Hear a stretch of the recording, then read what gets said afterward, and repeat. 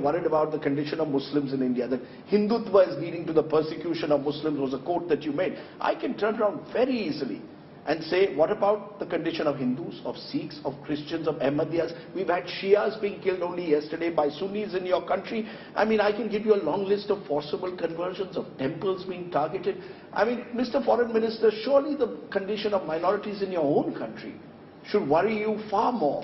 Given that a percentage of Hindus, Christians have actually gone down to below 1%, shouldn't that be your worry as a politician of Pakistan? As a politician of Pakistan, within my own domestic politics, absolutely, I'm a champion, not only for minority rights, but for interfaith harmony. My party, the Pakistan People's Party, is the only one actually who has directly elected both provincial and national members of parliaments who are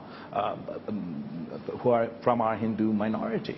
And unfortunately, the state of Indian politics today is such that neither in your upper house nor in your lower house is there a single Muslim member of the BJP.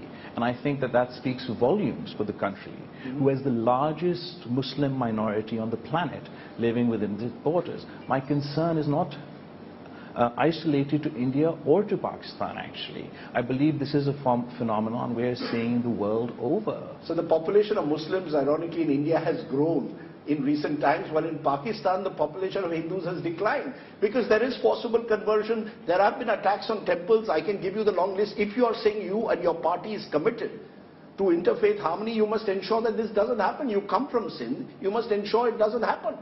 I mean, that, you see, again, it's the proof of the pudding, sir, lies in the eating. So evil exists everywhere in the world. The question is, how do you respond to it?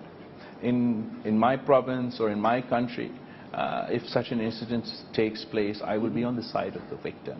I will try, and the life is unfair, our institutions and system is unfair. There are times where I will not be successful. But my attempt will be, my want will be, my niyat will be that I would want to try and resolve an issue in an amicable way for the victim of the situation. Can you give us that assurance? Absolutely. I do it every day if you just, Googled or looked. But the point is, can you say the same for what happened in Gujarat? Was the government at the time actively involved in trying to save lives, or was it trying to do something else? And I think that's the fundamental difference. It's not like there's no hate. In America, it doesn't say, sir, I haven't finished my comment, and I understand that you're emotional. So I'm trying to suggest that hate has no borders.